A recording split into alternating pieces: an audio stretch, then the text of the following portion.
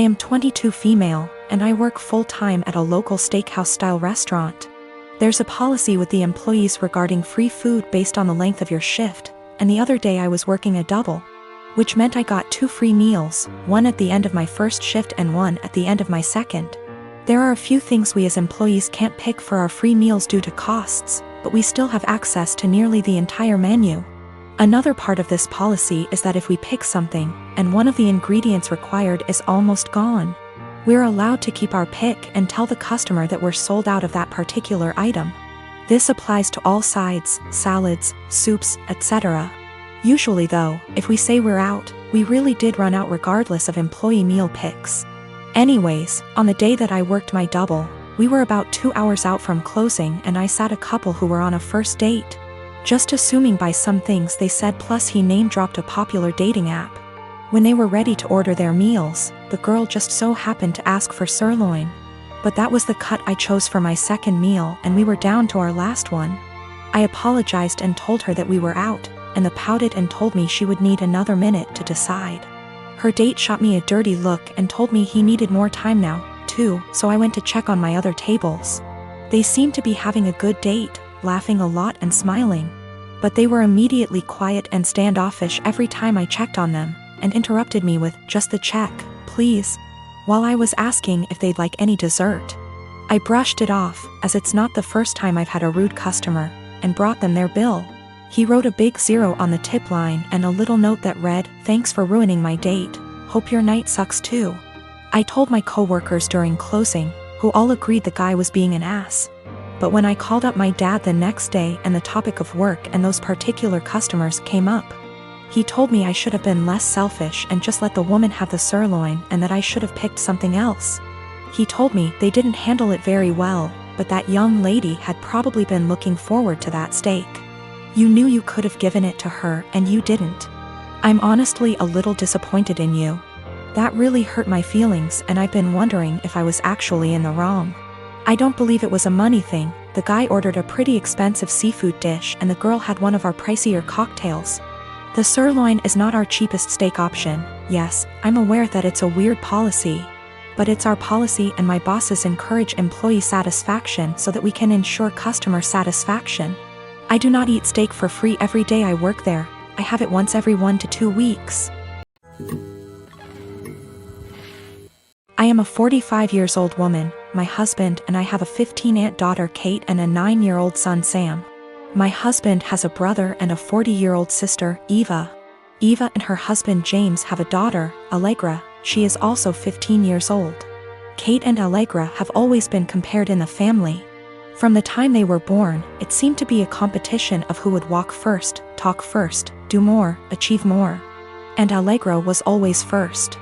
I won't go too much into detail about Allegra because that's not really the point, but I will say she's a beautiful, intelligent, truly one-of-a-kind girl and her parents have done a great job raising her. My in-laws fell in love with her and think she hung the moon. This bothered me and made me sad for Kate, but I let it go for the most part. There's no doubt in my mind that they love all the kids equally, but out of the 2 girls you can tell who they admire more. Every summer, the whole family visits a holiday home that Eva shares with my in-laws. Over the summer, Kate met a boy, Luke, who was also holidaying in the area. They started dating. This was Kate's first experience with boys. Allegra had friends who were nearby, so for our first few weeks we didn't see her much. About 3/4 of the way through the holiday, Kate invited the boy she'd been seeing to dinner. Allegra was told to come and afterwards she would be going to a party. At the dinner, it was clear that Luke was very attracted to Allegra. After dinner, Luke decided he would go to the party Allegra was going to as he had also been invited. They both asked Kate to go, but she wasn't allowed and was very upset. My husband and I felt it was not a safe or appropriate environment at her age. Eva informed us, because she knows we do not allow Kate into these environments, that it was an adult party, where there would be drinking and possibly other things going on. Allegra has grown up in a place where these kind of things are much more normal. And Eva and her husband made the choice to let Allegra live those experiences. From what I know and have seen, she handles it exceptionally and it has not caused any issues. However, it is not the way we have chosen to parent Kate, and so we didn't allow her to go. The next morning, Allegra came downstairs and asked to talk to me and Eva. She said at the party Luke was flirting with her and showed her some messages he'd sent her. We decided we would all talk to Kate. Kate spent the next 2 days miserable. When she finally came out of her room, Kate was caustic and everyone was getting a bit fed up with her attitude. Eventually, my father-in-law jokingly said, "Your mistake was introducing him to Allegra. How did you think that was going to go for you?" My mother-in-law told him off but added that Luke handled it terribly, but the outcome was sort of inevitable. Kate left the table in tears. We managed to get through the rest of the holiday, but when my husband brought up plans for Christmas, Kate refused to go. She said she couldn't bear being ridiculed by her own family and constantly compared to Allegra. After seeing how much this was affecting her, I spoke to my husband and said we shouldn't go. He argued that it would be wrong to let Kate take away time with family just because of a boy. I reminded him that this has been happening since they were born, but he said that we can't shield Kate from every special person in the world. He said he would talk to his parents about their comments, but that we should not set a precedent of letting Kate run away from reality. My boyfriend and I have been together over a year and living together about 6 months. He's an extremely light sleeper. We never used to have problems, but I'm now on medicine that causes me to have more insomnia, so it's harder for me to fall asleep. Lately, we've gotten into fights because he's being absolutely unrealistic about any noise in general. I can't clear my throat quietly, sneeze or even yawn without him grumbling, groaning, or yelling at me at how loud I'm being. When I say yawn, I don't mean some exaggerated TV yawn, but literally the sound of me silently taking in and expelling air from my mouth 3-4x over the course of 2 hours sets him off. Sneezing is very rare and it's also quiet, but if I have to make any noise, I do it as silently as possible. But it's not enough for him. When I was extremely sick with the cold, he made me sleep on the couch because I was having a tough time sleeping without being able to actually blow my nose to breathe. But when he caught it a week later, I gladly let him sleep in the bed and helped take care of him when he woke up in the night because he wasn't feeling well. I've argued with him multiple times that it's unfair for him to expect absolute silence and be mad over the air he hears from a yawn, but he just shuts me down and tells me to be quiet because I've disturbed him from being right on the edge of sleep. I understand that when you're half asleep you're particularly grumpy, we've all been there. But it winds me all the way up that I already constantly have to cater to the way he needs tons of space. Meaning I have to sleep pencil straight all night or on the side not facing him if I want to move my legs at all. And then this sound thing. I've had previous BFs who were heavy sleepers that snored, made lots of noise, and honestly that bothered me less than constantly having to be alert to his needs. He says that earplugs don't work and he only likes to hear the fan, so white noise is out of the question. I don't want to go downstairs because then I'll just stay up, and I don't want to keep taking melatonin every night, but I'm this close to not renewing our lease together next year if things don't change.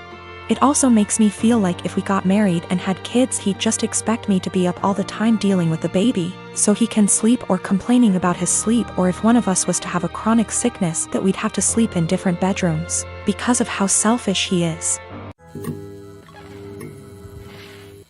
I am a 17-year-old female, and I live with my mom, stepdad, and stepsister and stepbrother. I lost my dad to cancer when I was 13 years old. We were very close and his death was a major loss in my life. I wasn't able to keep much of his belongings because of my stepdad's insecurities and lack of sympathy and respect for me and my dad.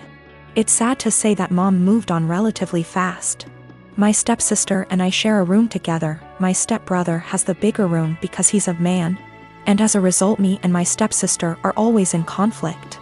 She wants me out during the day as she uses the room as her art studio. She recently accused me of stealing her tools and convinced her dad to get a lock, so now I'm being forcefully locked out and can't get in till after a huge argument and getting mom involved. My stepsister had an argument with her brother and ruined his gaming console when he was out. He came into the room quietly in the evening, stood by the door and asked me to bring him my stepsister's acrylic paint set. I asked if he got permission. He said yes, so I gave it to him and went back to study. At dinner, my stepsister came downstairs yelling that her brother had access to her room and ruined her paint set. There was a lot of yelling and arguing. Stepdad asked how my stepbrother walked into the room when it was supposed to be locked. My stepbrother admitted I helped him out and brought the paint set to high. My stepsister went off on me, called an accomplice, then ran upstairs and took the gift I prepared for my dad for Father's Day. I picked up flowers I planted from our small garden that I take care of by myself, and prepared a nice wooden letter-shaped pot, used my dad's first initial and filled it with the flowers I picked and decorated it with ribbons. It wasn't that good, but it was like a floral letter. I planned to visit his grave and put the gift there. She damaged it to pieces. It was completely ruined. I yelled at her and kept crying. Mom and stepdad gave her harsh punishment and thought it was fixable, but I was so done I called my uncle, who came and berated my mom and stepdad. Stepdad offered to fix it and punish my stepdaughter harder, but I packed my things to go with my uncle. My mom begged me to stay, but I refused and didn't respond when she kept calling, saying she did nothing to deserve to be shunned by me and my uncle, who told the family about what happened. The family told Mom not to come visit on Father's Day and are angry with her because I moved out over this.